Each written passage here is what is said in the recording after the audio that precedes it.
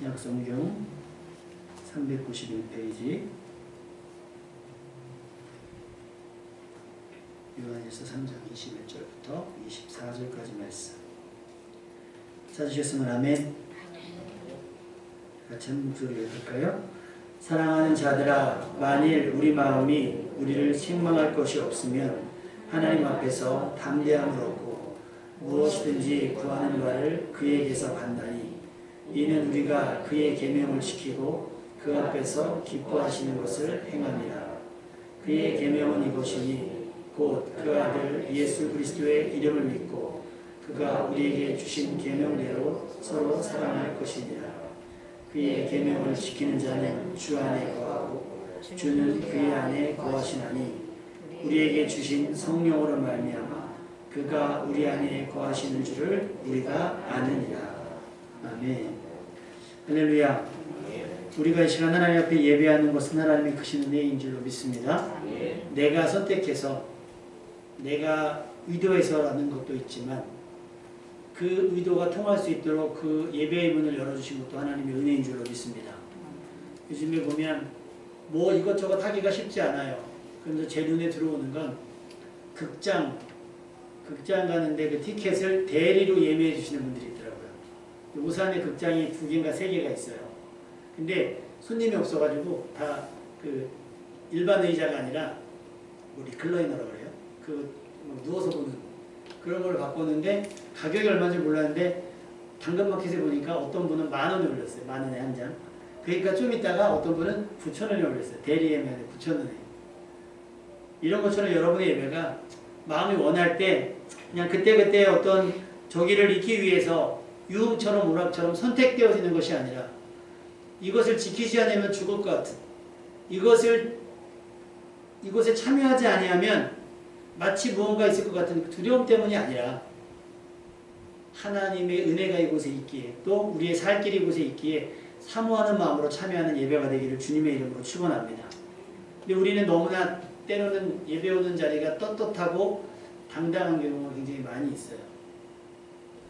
제가 목사로서 이 세상을 살아가 보니까 목사는 뭐 당연히 주일날 교회 가는 것이 당연한 일이잖아요. 근데 성도님들은 안 그러실 수도 있잖아요. 그러니까 어떻게 보면 저는 당연히 제 직무를 하는 거지만 여러분들은 일주일 내내 여러분의 일을 하다가 또 이 자리에서 반주자로 또 여전배의 모습으로 또 각가지 모습으로 섬기는 모습을 보면 야 나는 아무것도 아닌다 라는 생각이 들어요. 그러니까 우리가 흔히 기도할 때 주의 종 그러면 목사만 지칭할 때가 많은데 그 범위를 좀 확대했으면 좋겠어요. 여러분 모두가 주님의 거룩하신 종인 줄로 믿습니다. 하나님의 사람으로서 그 예배드릴 기회와 하나님 앞에 찬양할 수 있는 기회를 놓치지 않기를 주님의 이름으로 축원합니다. 하나님께서 막힌 담을 스스로 십자가로 허물어 주시지 않았다면 우리는 여전히 여기를 넘지 못해요. 왜 오래전에 우리 여성분들에게 공부할 수 있는 기회가 많지 않고 더 오래전에는 신분 때문에 공부할 수 있는 기회가 아무에게나 허락되지 않았던 것처럼 그래서 담 너머에서 이렇게 하잖아요. 그래서 뭐 우리의 삶 속에서 주어진 것과 주어지지 않은 것들 차이가 갭이 굉장히 컸을 때가 있었잖아요. 그런데 지금은 사실은 원하게만 하면 누구나 예배드릴 수가 있고 또 누구나 할 수 있는 기회가 있는데 이것마저도 우리가 상실해버린다고 한다면 우리가 어디 가서 믿음 있다라고 이야기하기가 조금은 민망한 것이 아닌가 생각이 듭니다. 전에도 한번 말씀드렸던 것처럼 큰 교회를 한번 견학 겸 예배를 드린 적이 있어요. 제가 사역을 시작하기 전에. 근데 주보에 보니까 성가대를 모집을 하더라고요. 그때까지 성가대는요. 제가 알긴 아는 성가대는 교회에서 조금 열심히 하면 다들 그러셨겠지만 조금 열심히 하고 좀 젊으면 무조건 제일 먼저 세워주는 게 처음에 성가대 그 다음에 주일학교 막 이렇거든요. 근데 큰 교회에서 성가대를 뽑는 거예요. 근데 지원 자격, 음대 전공, 성악 전공자를 뽑아요. 그래서 저 그때 느낀 거예요. 아 이게 아무나 서는 자리가 아니구나.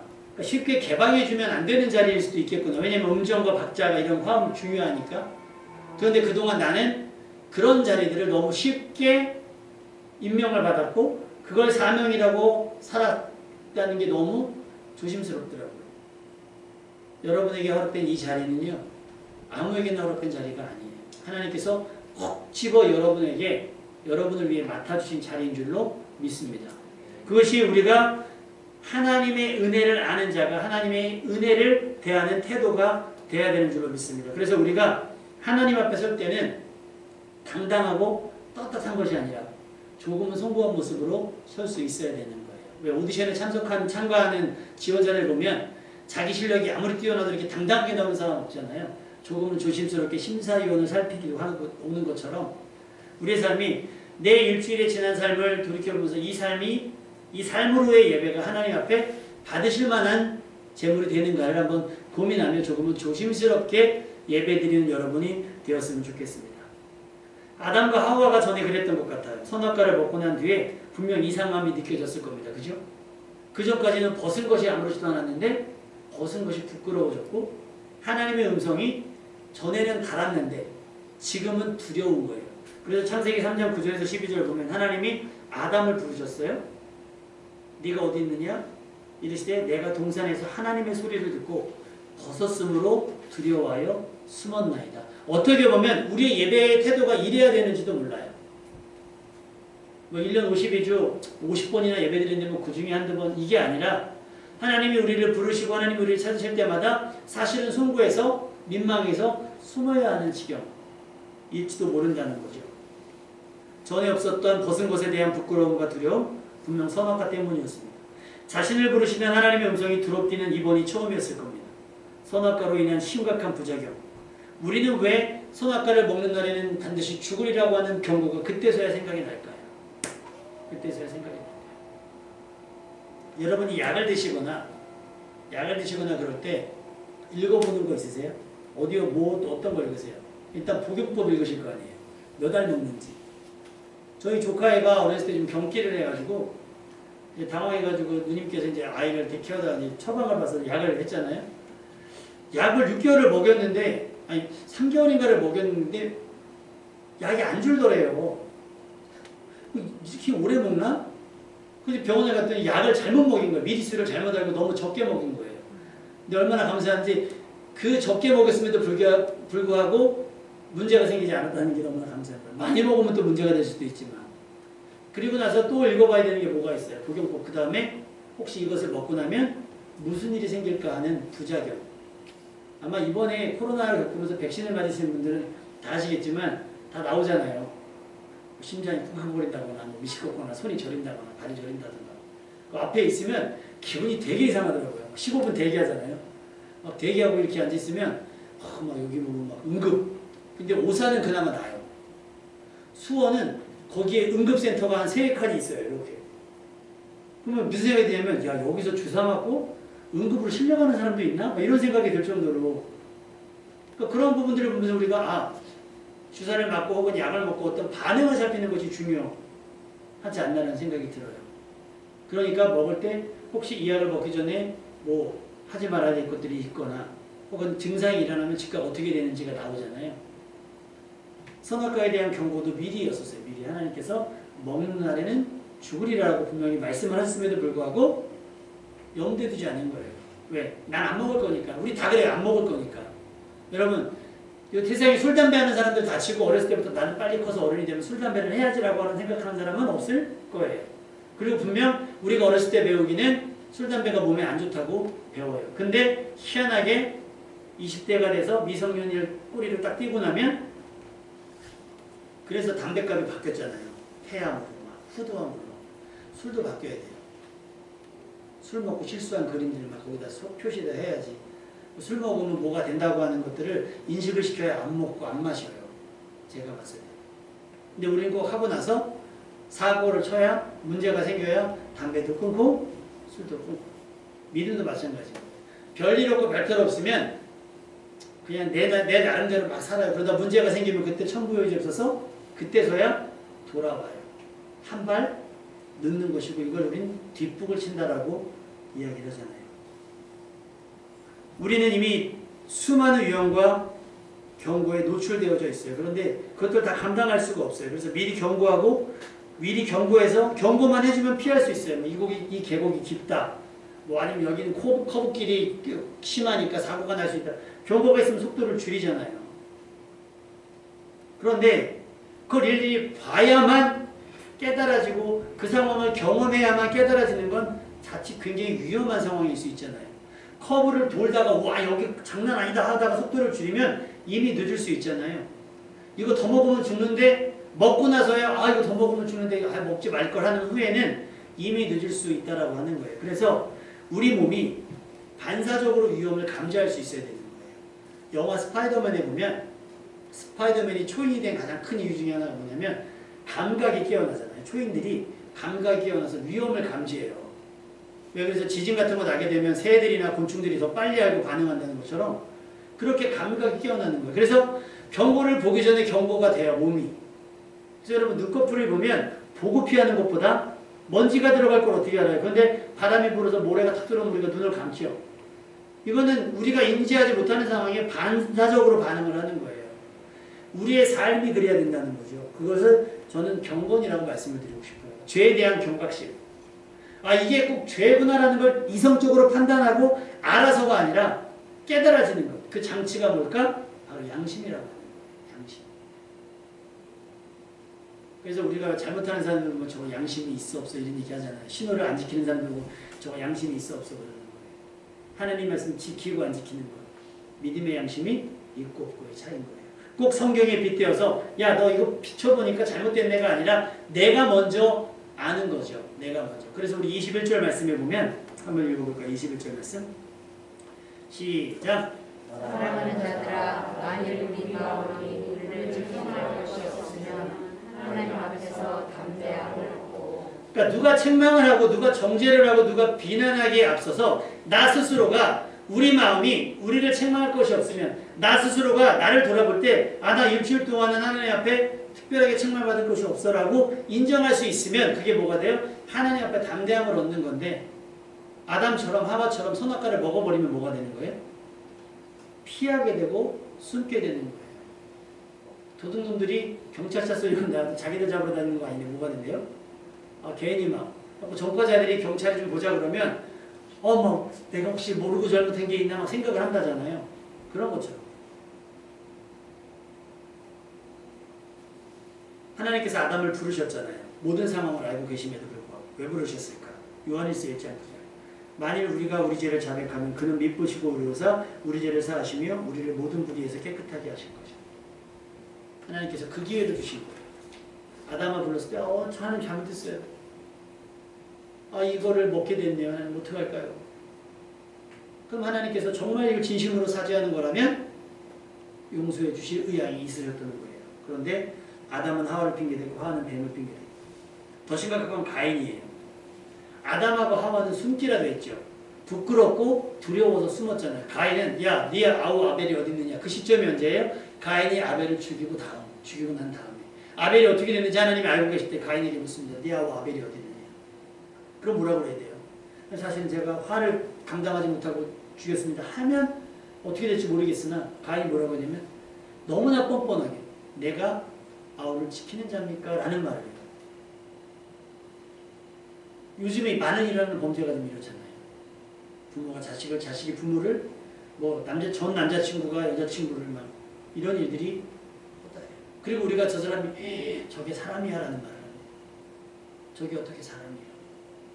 저런 생각을 하고 저렇게 말하고 저렇게 행동하는 게 어떻게 사람이야. 저게 인간의 탈을 쓰고 라는 말을 해요. 우리의 일상은 하나님 앞에 서기에 어떤가 한번 생각을 해봤으면 좋겠어요.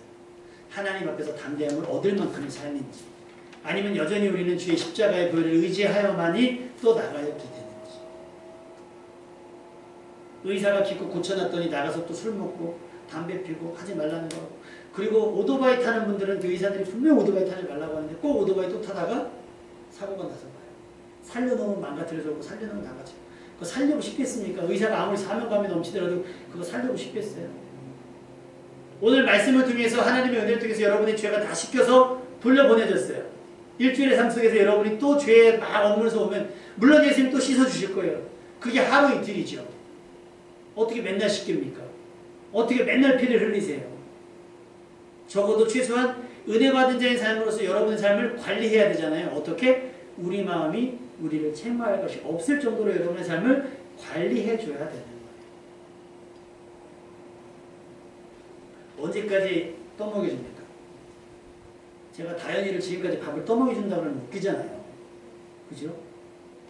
어느 정도 나이가 되면 자기가 알아서 먹어야 되고 쫓아다니면서 할 게 아니라 자기가 알아서 해야 될 정도가 돼야 되는데 그러야 하는 그런 정도가 돼야 하나님 앞에 좀 설 수 있는 모습이 될 텐데 우리는 여전히 우리 마음에 책망할 것이 여전히 남아 있어요. 들키지 않았지만 죄와 우리들의 사이가 바로 그만큼입니다. 죄는 하나님과 우리 사이를 계속해서 불편하게 만들고요. 거리를 두게 해요. 우리는 좁힐 수 없어요. 죄는 우리의 기도가 하나님 앞에 상달되지 못하게 하고요. 우리가 아무리 큰 소리를 쳐도 하나님 듣지 않으시고 심지어 40주야를 금식하며 철회한다고 한들 하나님께서 반응하지 않으실 거예요. 이유는 우리의 그런 삶이 불편하시기 때문입니다. 스가랴서 7장 13절에 내가 불러도 그들이 듣지 아니한 것처럼 그들이 불러도 내가 듣지 아니하라. 이 지경까지 오면 안 된다는 거예요. 혹시 여러분 가까운 사람들 중에 어떻게 하다 하면서 거리가 멀어져서 이제는 전화하면 전화 안 받으시는 분들 있죠. 있잖아요. 다음에 연락드리겠습니다. 이거 물론 하잖아요. 그랬다면 그 사람의 완악함을 얘기하기 전에 나는 그 사람에게 필요할 때만 전화하지 않았나라는 걸 생각해 보셔야 되는 것처럼 우리가 하나님을 불렀는데 하나님께서 우리에게 대답지 아니하시는 건 하나님이 변하신 것이 아니라 나의 삶이 하나님이 반응하는 것조차가 민망하실 수도 있다는 거예요.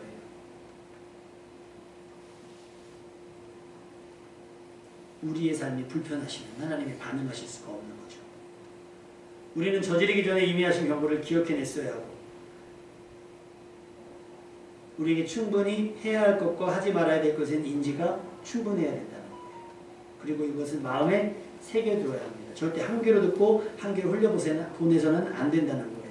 우리가 하나님의 말씀을 들어야 하나님도 우리의 기도를 들어주신다는 거죠. 그러니까 이제는 들어야 돼요. 그때마다 가끔 혹시 여러분들 집에서 프린트 해보신 분은 알겠지만 가끔 삭제 중 해갖고 프린트가 안 될 때가 있죠.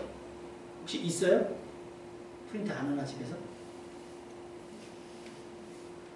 프린트가 잘 안 돼가지고 삭제를 했는데 이게 삭제가 안 되고 계속 거기서 딜레이가 되는 거예요. 그래서 다음 걸 출력해야 되는데 안 되잖아요. 그러면 검색을 해봐요. 프린트 삭제 중. 그러면 어떻게 하면 그 증상을 없애는지가 나와요. 그럼 이거 한두 번 하잖아요. 그러면 찾아보지 않고도 딱 문제가 생기면 수습할 수 있는 방법이 되잖아요. 그죠? 근데 저는 꼭 까먹어요. 또 찾아봐요. 왜? 기억을 안 하는 거예요. 왜냐면 검색하면 되니까. 검색하면 되니까 굳이 힘들게 기억하지 않는 거예요. 어쩌면 우리 삶의 태도가 하나님의 말씀에 대한 태도가 그럴 수도 있다는 생각이 들어요. 뭐 증상이 나타나고 어떤 반응이 나타나면 하나님의 말씀에 비춰보지 뭐. 이미 늦는다니까요. 그만큼 시간이 지체가 된다는 거예요. 몸에 배어 있어야 되는 거예요. 그래서 안사람이랑 그런 계획을 세웠어요. 조금 시간이 혹시 있을 때 심폐소생술 있잖아요. 심폐소생술. 이거를 좀 배워야 되겠다. 혹시 배우신 분 계십니까? 배우셨어요? 이거를 의사들이나 간호사들이나 그 다음에 뭐 소방관들은 수시로 하잖아요. 연습을. 근데 우리는 한 번 가서 이렇게 민방위 때도 저도 배웠거든요. 근데 그 한 번 했다고 해서 내 앞에 사람이 쓰러지면 할 수 있느냐? 없어요. 그럼 어떻게 해야 돼요? 반복해야 돼요. 그리고 그때 책 찾아가지고 손은 깍지를 끼고 가슴 몇 %만 센티미터 재고 이게 아니라 딱 잡아서 한 번에 하지 않으면 왜냐하면 골든타임이 있으니까. 우리가 거룩함에 대해서 이 정도 반사신경을 가질 수 있어야 된다는 거예요. 너무나 익숙하기 때문에 죄에 대해서 이거는 안 된다고 하는 경각심이 들어줘야 된다는 거예요. 센서처럼. 왜 후방 자동차 보면 뒤에 센서가 있잖아요. 그러면 옛날에 그거 없을 때는 어떻게 하죠? 감으로 이렇게 하잖아요. 감으로. 근데 요즘에는 그 다음에 나온 게 뭐냐면 그 경고 띠띠띠띠띠띠띠 하면 가까이 붙은 거. 근데 요즘에 뭐가 생겼어요? 카메라가 생겼어요. 카메라가 생기니까 훨씬 안전하게 할 수 있는 거죠. 여러분의 양심도 그렇게 발전되어져야 된다는 거예요. 꼭 누가 그건 아니야 라고 얘기해줘야 고치는 것이 아니라 내 양심이 너무나 선명하게 보이는 거예요. 야, 이거는 하나님 앞에 설 수 없는 것이다. 그러면 애초에 그런 상황을 만들지 않는 것이 중요하게 되는 거겠죠. 우리 마음이 우리를 책망할 것이 없게 하는 게 중요해요. 물론 책망할 것이 있다 하더라도 모든 죄를 우리 죄에서 사해 주시는 하나님의 은혜이긴 하지만 우리가 하나님 앞에 조금 담대하게 나아가려면 이렇게 피해서 숨지 않으려면 애초에 우리가 좀 깨어있어서 죄에 대해서 민감하게 반응할 수 있어야 되는 겁니다. 마주하는 모든 상황을 일일이 말씀과 대조해 가며 할지 말지를 결정하는 건 쉬운 일이 아니잖아요. 그러다 보면 아무 일도 할 수가 없을 겁니다. 인생의 진도가 나가지 않아요. 그래서 우리는 감각적으로 행할 수 있어야 돼요. 이건 해도 되나? 하면 안 되나? 애들이 냉장고문 열어보고 이거 먹어도 돼요? 맨날 물어보면 어떻게 하겠어요? 답답할 거 아닙니까? 그리고 뭐 해야 되면 이거 해도 돼요? 물어보면 스트레스 받을 거예요. 언제까지 묻고 언제까지 찾아보고 하겠어요? 감각적으로 알 수 있을 만큼이 되어야 된다고 하는 거예요. 그렇다고 모든 것을 감이나 감정적으로 행하자는 것은 아닙니다. 전에 안사람이 콜라인가를 달라고 그래가지고 냉장고를 열었는데 콜라가 있어가지고 따서 줬는데 김이 좀 빠졌더라고요. 알고 보니 간장이더라, 간장. 그걸 왜 콜라병에 담아 넣어요? 그래도 간장은 냄새가 나니까 그렇죠. 꼭 그렇게 우리 뚜껑을 따서 비슷한 것들이 너무 많아요. 왜? 그렇게 변장하고 그렇게 한 게 많기 때문에 우리가 유혹당하기가 굉장히 쉽단 말이에요. 그러니까 우리가 깨어있지 않으면 감도 믿을 수가 없는 거예요. 그리고 죄라고 하는 게 60년대, 70년대의 죄에 대한 인식과 지금의 죄에 대한 인식이 너무 달라졌어요. 그렇기 때문에 지금 용납된다고 해서 받아들일 수 있느냐? 그럴 수가 없는 거예요. 그래서 우리 안에는 하나님의 말씀을 듣거나 알기 전부터 죄에 대해서 민감하게 반응하는 장치가 있어요. 바로 양심이에요. 양심은 우리의 무의식 속에 잠재되어져 있는 준법정신 혹은 사법정신이라는 거예요. 이거는 믿음의 여부와 상관없이 하나님께서 그래도 보편적으로 모두에게 안전한 삶을 위해서 각 사람에게 하는 거예요. 근데 이것이 범죄가 반복이 되면 뭐가 되냐면 무뎌져요. 왜 어르신들 보면 이 냄비 이렇게 잡으면 그냥 뭐 들고 오시잖아요. 우리 못 들잖아요. 굳은 살처럼. 양심에도 그런 굳은 살이 껴요. 그래서 죄가 죄로 인식되지 않고요. 자꾸 그런 것들을 용납하게 되면서 하나님과 멀어지게 합니다. 그러니까 양심이 깨어 있어야 되는 거예요. 그러니까 무엇이 옳고 그른지 이성적으로 판단하기 전에 양심이 먼저 알아요. 두근두근 하잖아요. 이것이 죄라고 알면 두려움이 생겨요. 그것이 양심이 깨어 있는 겁니다. 선한 일인데 하지 않으면 죄책감이 생겨요. 이게 양심이 깨어 있는 사람인 거죠. 빨간불에 지나가면 안 된다는 걸 우리가 알잖아요. 그죠? 교육을 받아서 알기도 하지만 그 교육이 우리의 양심을 확 깨워놔가지고 저러면 안 되지라는 걸 선을 그어놓은 거예요. 근데 한두 번 넘어갔는데 별일 없잖아요. 제가 말씀드렸죠? 예전에 신호위반 한 번 했는데 경찰 한 번 딱 걸리고 나서 제가 절대로 그 다음부터 웬만하면 지금까지 신호위반을 한 적이 없는 것 같아요. 왜? 한 번 걸려보니까 벌금도 아깝고 민망하기도 하고 그런 거예요. 한 번 그렇게 화들짝 놀랄 일이 생겨야만 우리는 다시 챙겨서 준법 정신이 막 일어나게 되는데 양심은 진작에 법을 지키도록 세팅이 되어 있다는 거예요. 선한 일과 악한 일의 차이에도 양심은 분명하게 선을 그어 우리로 하여금 알게 합니다. 그래서 우리가 무슨 잘못이라도 하게 되면 누군가 정죄하기 전에 우리 양심이 스스로를 괴롭게 합니다. 여러분의 양심은 안녕하십니까? 여러분의 양심은 깨어 있습니까? 학습을 통해서만 습득되는 것은 아닐 거예요. 선천적으로 가지고 태어납니다. 다만 후천적인 학습과 훈련을 통해서 더 민감해지고 예민해질 수 있어요. 양심은 죄에 대한 자동 센서와 같아요. 가까이 오면 불이 켜지는 것처럼 우리의 삶이 죄에 가까이 다가가면 두려움으로 사인을 보내야 돼요. 이것을 이겨낼 경우 우리는 범죄자거든요. 로마서 1장 28절에 32절. 또한 그들이 마음에 하나님 두기를 싫어하네. 이게 뭐예요? 양심의 가치가 자꾸 짓누를 때. 자꾸 그러는 게 싫어. 나는 그냥 완악하게 살고 싶어. 그렇게 마음에 하나님 두기를 싫어하면 하나님께서는 그들을 그 상실한 마음대로 내어버려 두사 합당하지 못한 일을 하게 하셨는데 불의, 추악, 탐욕, 악의, 시기, 살인, 분쟁, 사기, 악독, 수근수근, 비방, 능욕, 교만, 악을 도모하는 자, 부모를 거역하고 우매하고 배약하고 무정하고 무자비한 자, 이와 같은 일들, 사형에 해당하는 일들이 우리 삶 가운데 일어나게 된다는 거예요. 그런 양심이 얼마나 중요한 일이겠습니까? 우리 마음이 죄에 다가갈 때 양심이 반응해야 됩니다. 이때 우리는 양심이 보내는 경고에 귀를 기울여야 됩니다. 죄에 가까운데도 불구하고 내 마음이 아무런 거리낌이 없다면 우리는 이 상황을 심각하게 받아들여야 돼요.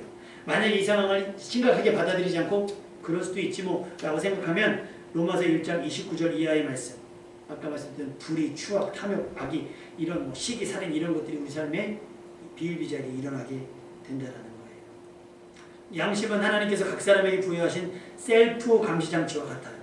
하나님께서는 양심으로 우리 스스로를 감시할 수 있게 하셨다는 거예요. 그러니까 누가 정죄할 때까지 기다리는 게 아니라 양심이 막 견딜 수가 없을 만큼의 마음을 주면 그때는 회개하시면 되는 겁니다. 요즘처럼 채용계의 측정값이 들쑥날쑥하다면 엄청나게 큰 혼란이 올 거죠.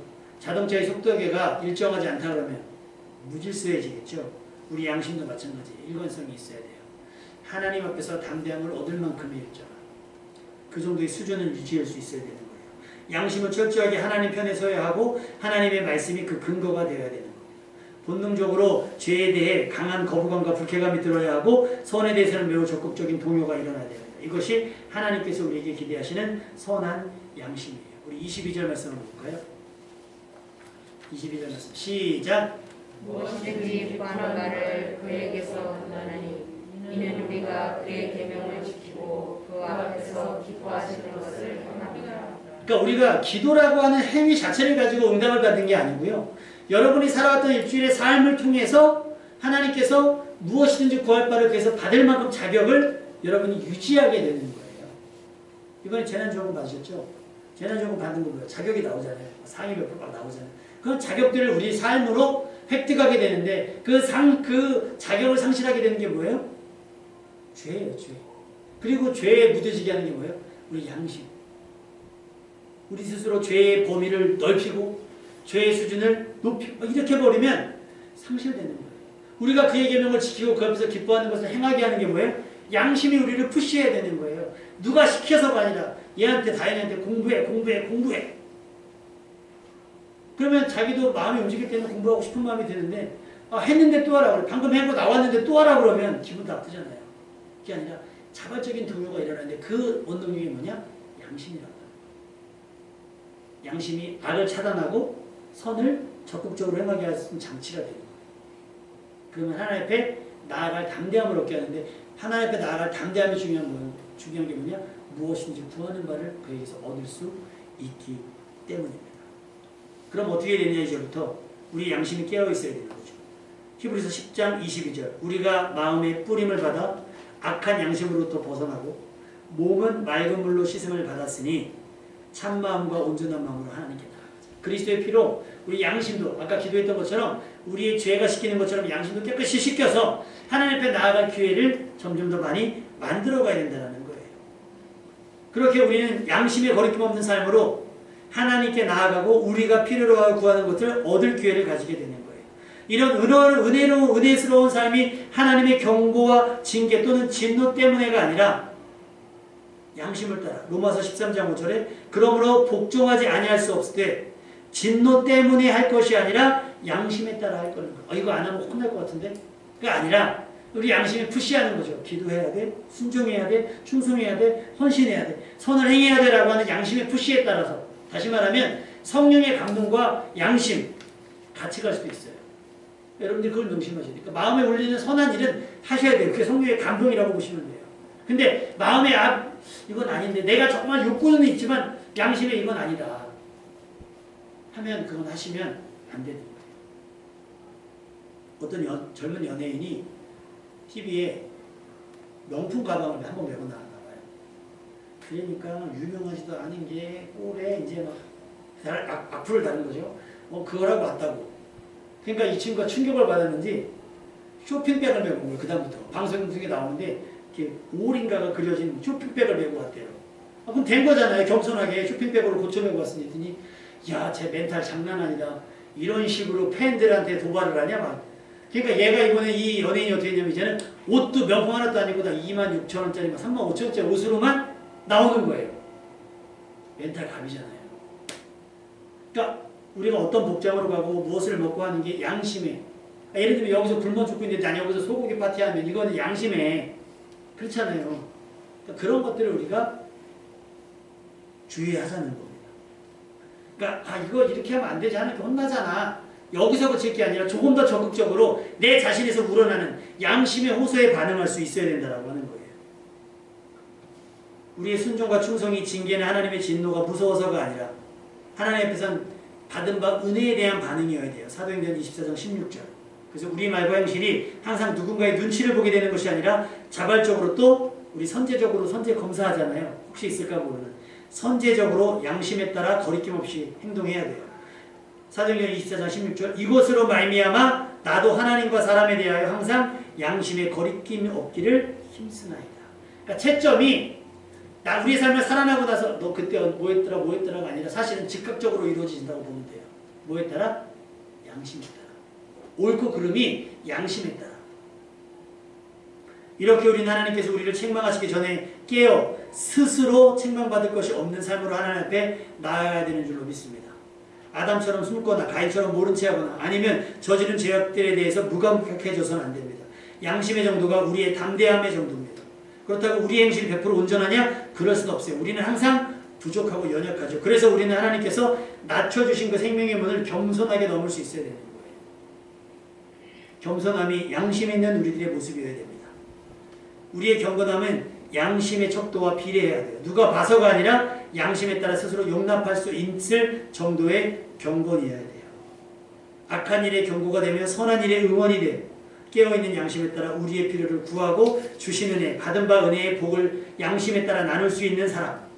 하나님과 사람 앞에서 뒷걸음질 치고 숨고 피하는 사람이 아니라 참 마음과 온전한 마음으로 누구 앞에서도 당당하게 내세워줄 수 있는 사람이 되어야 된다고 하는 거죠.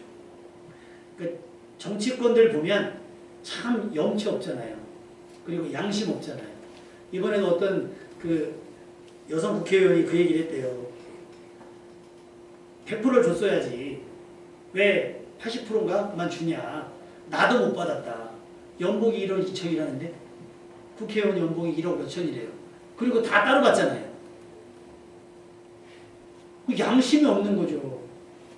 양심이 없는 거. 그러니까 그런 말 한마디 한마디가 정치권에 있거나 연예인이거나 누구나 그런 말이나 행동 하나에 영향력이 있잖아요. 조심해야 된다는 거죠. 양심 있게 말하고 양심 있게 행동을 해야 되잖아요. 우리는 하나님 앞에서뿐만 아니라 사람 앞에도 세울 만큼의 양심 있는 사람이 되어야 되는 줄로 믿습니다. 그래서 우리는 이렇게 기도할 수 있어야 돼요. 시편 26편 2절. 여호와여 나를 살피시고 시험하사 내 뜻과 양심을 단련하소서. 할렐루야. 가슴에 한번 손을 얹어 봅시다. 심장이 뛰고 있으시죠? 그죠? 그 두근거림이 선한 일에 막 뛸 때 그 설레임에 뛰는 두근거림이 있고요. 그 다음에 왜 내시경 같은 거 받으러 가면 그 병실 앞에서 그 검사실 앞에서 뛰는 두근거림이 있고요. 그 다음에 내가 실수했을 때 뭐 앞차를 콱 들이받았거나 할 때 뛰는 두근거림이 다 두근거림이지만 다 다를 거예요. 그렇죠? 여러분의 두근거림이 어떠해야 되는지, 선한 일에 어떻게 뛰어야 되는지, 또 악한 일에는 어떻게 여러분의 심장에 반응해야 될지를 지금부터 여러분이 결정하면서 하실 수 있어야 됩니다. 그래야 하나님 앞에 우리가 기도할 수도 있고 예배할 수도 있고 찬양할 수도 있는 거예요. 이것이 위선이 아니고 이것이 과장이 아니고 이것이 가장이 아니라고 한다면 여러분의 양심에 따라 여러분의 예배는 이미 성공한 걸 수도 있고 양심에 따라 여러분이 실패한 걸 수도 있어요. 그러니 우리의 양심은 철저히 하나님 편에 서서 나의 삶을 좌지우지할 만큼 확실히 깨어있는 센서, 거룩한 센서가 될 수 있기를 주님의 이름으로 축원합니다.